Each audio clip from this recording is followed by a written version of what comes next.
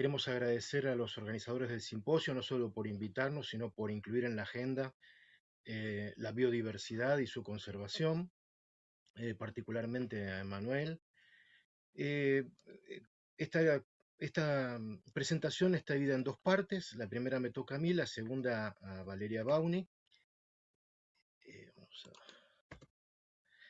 Sabemos que hay muchas miradas sobre la biodiversidad desde distintos tipos, distintos puntos de vista, pero también la sociedad actual ya no le es ajena como pasaban décadas pasadas. Es decir, en este contexto de crisis global, ambiental, eh, las noticias que tienen por protagonistas a especies o grupos de especies o ecosistemas o biomas amenazados forman parte también de nuestra realidad.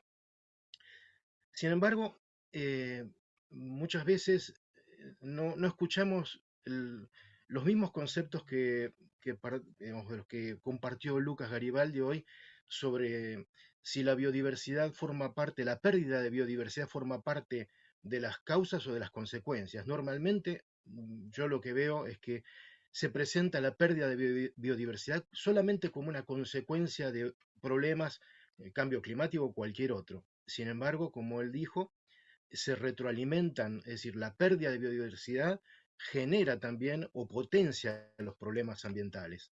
Sabemos que estamos enfrentando una sexta extinción masiva, donde ya no hablamos nada más que de especies amenazadas, sino de grupos enteros amenazados. Eh, También sabemos que desde el año 1600 para acá, desde que tenemos registros, hay especies que no se han extinto por causas naturales, sino que han desaparecido de la faz de la Tierra por causas directas o indirectas humanas. También sabemos que sobreviven especies hoy extintas en estado silvestre solamente en zoológicos, jardines botánicos y bancos de germoplasma. ¿Por qué pasa esto? Porque en gran medida desconocemos nuestra diversidad biológica, desconocemos su importancia, y dentro de esa importancia yo celebro que uno de los informes del IPBES del año 2018 puso sobre la mesa una evaluación económica de los servicios ecosistémicos o de las contribuciones ambientales de los ecosistemas terrestres del continente de América y, oh, gran sorpresa para muchos, sobre todo economistas y políticos, esas contribuciones equivalen a todo el PBI del continente, es decir, 24.000, más de 24.000 billones con B, o bien más de 24 trillones de dólares por año, por año. Es decir, que cuando una persona se refiere a los ecosistemas silvestres como áreas improductivas, está cometiendo un error conceptual muy grosero. En ese contexto de crisis, las colecciones biológicas, ya sea zoológicas, botánicas o fúngicas, son la materia prima fundamental para generar inventarios y catálogos de nuestra biodiversidad. Esos, esas colecciones, de alguna manera, permiten construir esos inventarios y los inventarios son la primera herramienta de conservación, es saber lo que tenemos. Y ese saber lo que tenemos también se traduce en tener indicadores de uso de suelo, indicadores de los problemas ambientales o de los impactos de los problemas ambientales. Es decir, eh, tener esos inventarios al día es fundamental, porque además es como una radiografía, una instantánea, de cuál es el elenco de especies con el que se cuenta en un momento dado, en un tiempo, en una época, y nos permite, y esa evidencia física, esa evidencia material, se transforma en algo irreemplazable para el conocimiento. Eh, el grupo que se conformó bajo el nombre de Catalog of Life, el catálogo de la vida, que reúne a 4.000 taxónomos y más de 230 bases de datos, ha validado más de 1.800.000 especies vivientes, a las que le podemos sumar las extintas prehistóricamente, pero la proyección actual, la estimación que ellos hacen es que en estos momentos deberíamos estar rondando los 2,3 millones de especies vivientes. Por supuesto, hay proyecciones, hay muchas distintas proyecciones, ¿no? Es decir que, pero esas proyecciones, ¿qué nos reflejan? o qué nos insinúan, que no conocemos toda esa biodiversidad. Por eso todos los años nosotros asistimos, cualquiera de los países miembros de las Naciones Unidas pueden revisar y van a ver que todos los años se describen nuevas especies para la ciencia o se reclasifican especies ya conocidas con identidad propia, o bien cada país empieza a registrar especies que antes no se habían observado, ya sea por fenómenos naturales o por impactos del cambio climático que sabemos provoca una, eh, una modificación, una alteración en la distribución geográfica de muchos organismos. El problema es que todos esos trabajos, esas publicaciones donde se dan a conocer las novedades, las especies nuevas, los nuevos registros, están dispersos en revistas especializadas. De ahí es que consideramos que hay una necesidad urgente de aglutinar ese conocimiento, sintetizarlo, publicar inventarios que no solamente, por supuesto, se nutran de las revisiones bibliográficas, sino también de las colecciones, de las bases de datos, de los relevamientos de campo, de todos los trabajos que se publican. Y así como decía que hay una subestimación del valor de la diversidad biológica, también hay una subestimación del valor de las colecciones museológicas. Esto no lo digo yo, esto lo dicen muchas otras personas, entre otros David Flores, pero es lo que de alguna manera no se explica por qué muchas colecciones están en estado de vulnerabilidad. Hace 20 años se prendió fuego uno de los museos más importantes de ciencias naturales de la Argentina, el de Rosario, el Museo de Ciencias Naturales Dr. Ángel Gallardo, por ejemplo, con 10.000 especímenes adentro. Entonces, ¿por qué pasa esto? Bueno, pasa por muchas razones, pero una de esas razones es la poca valoración que le damos a las colecciones, a los inventarios y a nuestra diversidad biológica.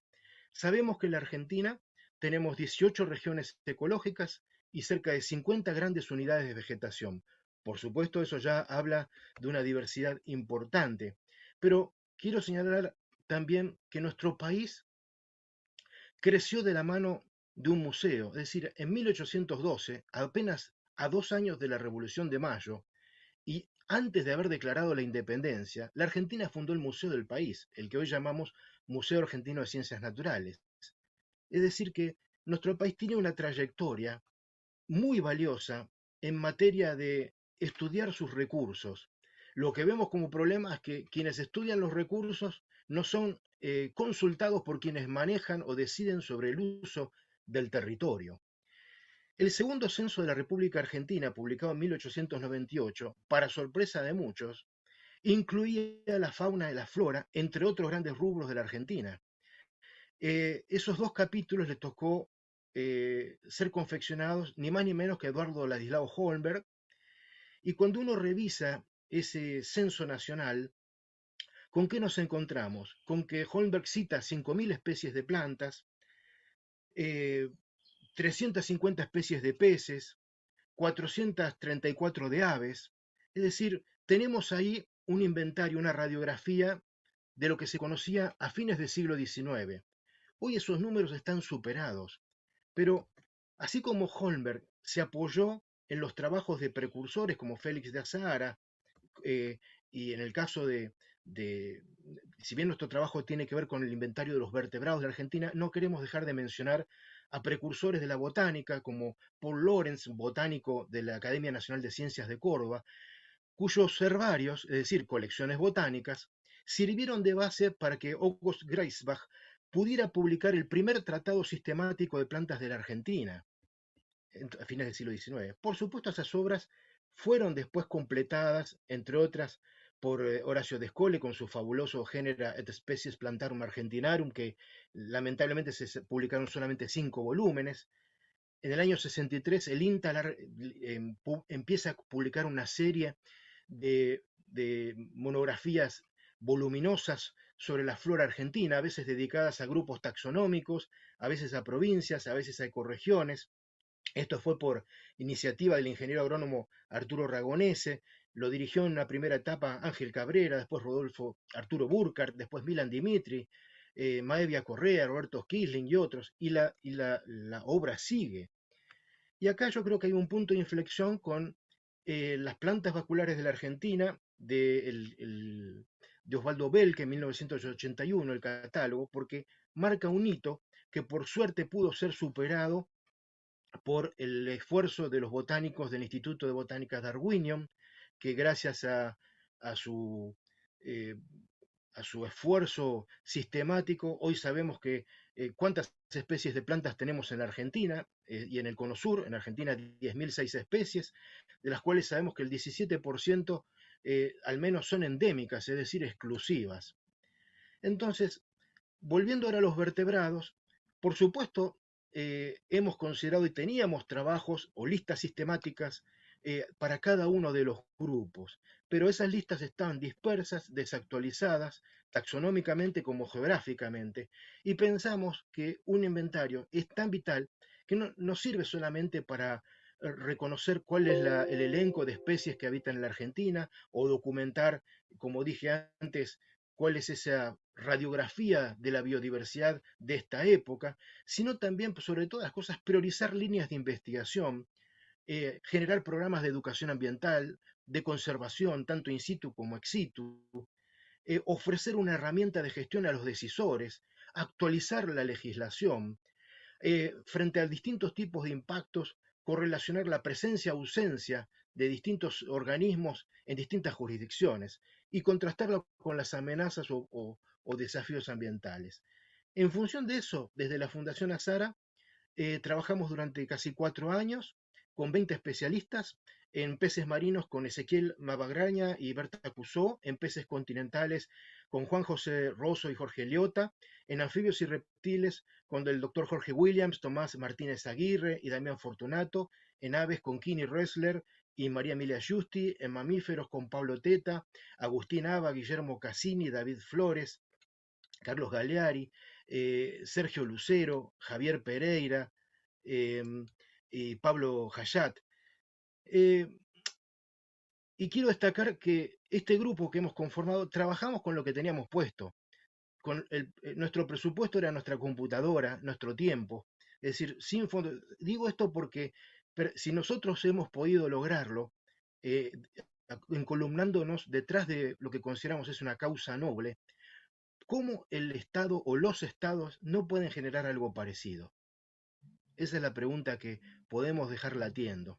Y por supuesto sabemos que este esfuerzo no es aislado, que se integra con el que mencioné del Instituto de Botánica Darwinian y también con el que viene desarrollando la Sociedad Entomológica Argentina por iniciativa de Juan José Morrone y Sixto Coscarón, que lanzaron esa obra titánica de la biodiversidad de artrópodos de Argentina, argentinos que sabemos debe estar cerca de las 100.000 especies. En esta segunda parte le cedo la palabra a Valeria.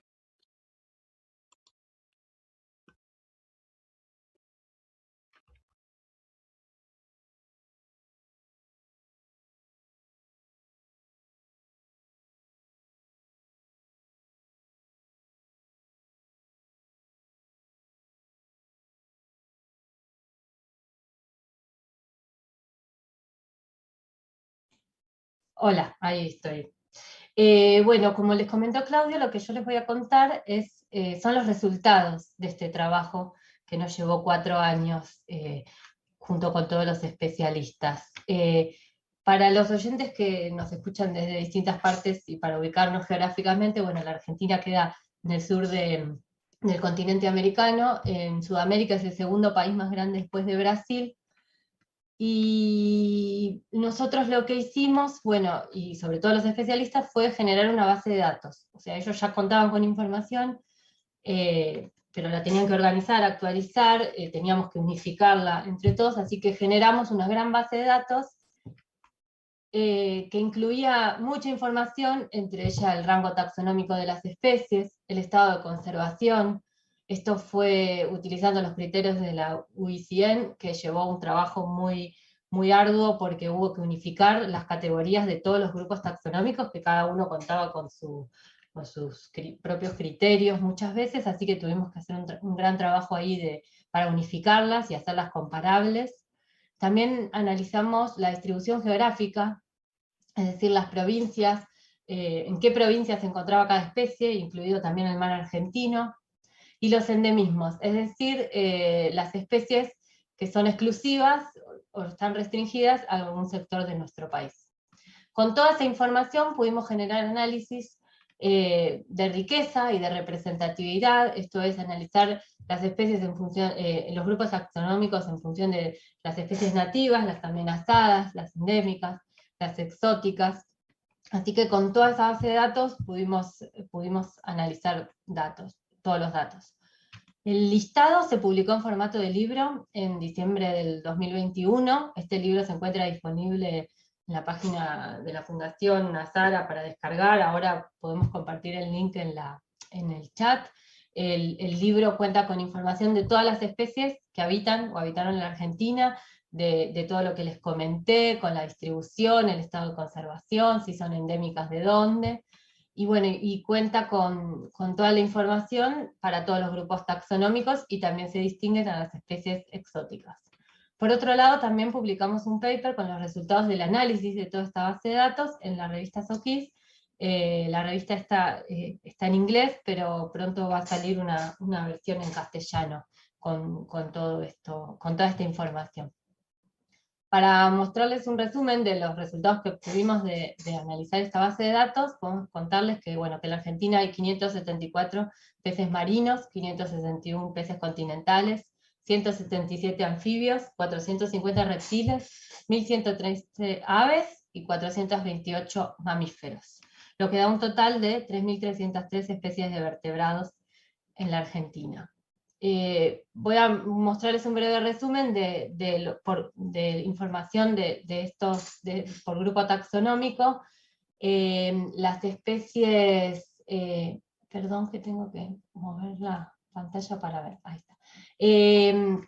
Los peces, cuando vemos el análisis de las especies nativas, el 98,1% de las especies de vertebrados son nativas. Cuando analizamos cuáles son las especies exóticas o el número de especies exóticas, el 35% lo ocupan los peces continentales y el 33% los mamíferos, que son los que más especies exóticas tienen. Cuando analizamos los endemismos, podemos ver que un 15,2% de las especies de vertebrados son endémicas, estos son 492 especies, y que los anfibios y los reptiles poseen los números más altos, en particular los reptiles, que tienen 48,4% de especies endémicas. Cuando analizamos las especies amenazadas, es decir, las especies categorizadas como en peligro crítico, en peligro o vulnerable, el 17,8% de las especies de vertebrados de la Argentina están amenazadas, y también los reptiles y anfibios llevan la delantera, en particular los reptiles con un 29,8% de las especies dentro de alguna de estas categorías de conservación.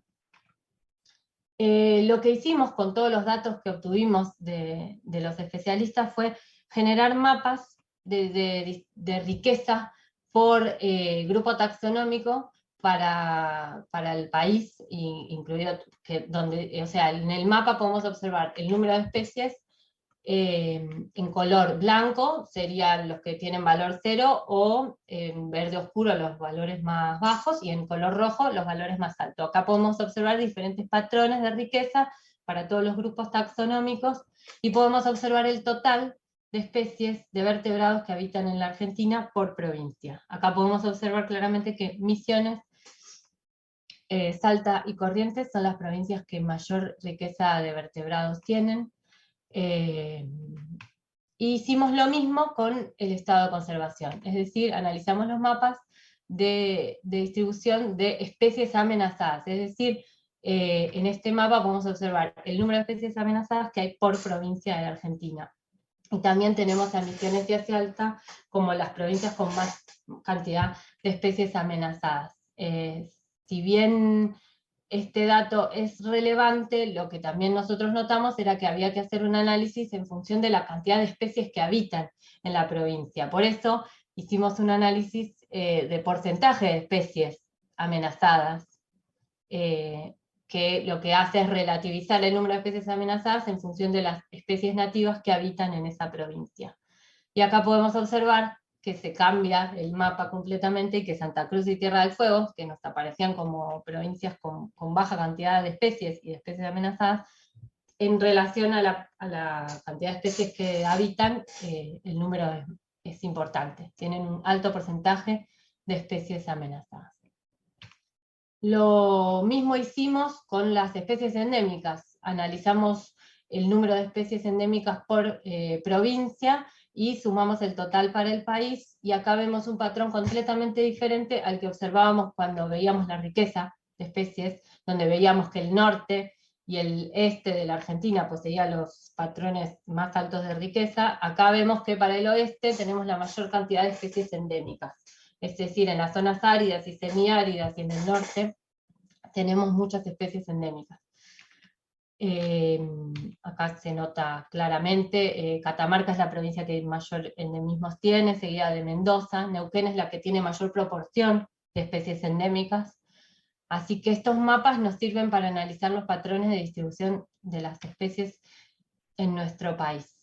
También no queremos dejar de mencionar que Argentina cuenta con ya especies extintas, como el guacamayo azul, el zorro lobo, el zorro de Malvinas, que era endémico de las Islas Malvinas, y la rata palustre grande. Tenemos potencialmente extinta al playero esquimal, y tenemos otras especies que se encuentran extintas regionalmente, es decir, en la Argentina no se han registrado, pero sí en otros países hay poblaciones. Estas son el colicorto de una raya y el lobo gargantilla, que si bien el año pasado hubo un registro aislado, sigue estando en duda. También tenemos especies potencialmente extintas regionalmente, como el inambú enano, el maracaná lomo rojo, que desde los 90 no se registra, y el guacamayo rojo. Bueno, y para cerrar y ir despidiéndonos con Claudio, bueno, lo más importante que podemos destacar de este inventario fue que además que fue un trabajo muy arduo, que nos llevó muchísimo tiempo, que los especialistas tuvieron que estar trabajando constantemente con las actualizaciones, los cambios de taxonomía, con categorías de conservación. Logramos un trabajo muy relevante desde el punto de vista taxonómico para que Argentina cuente con un inventario actualizado de los vertebrados.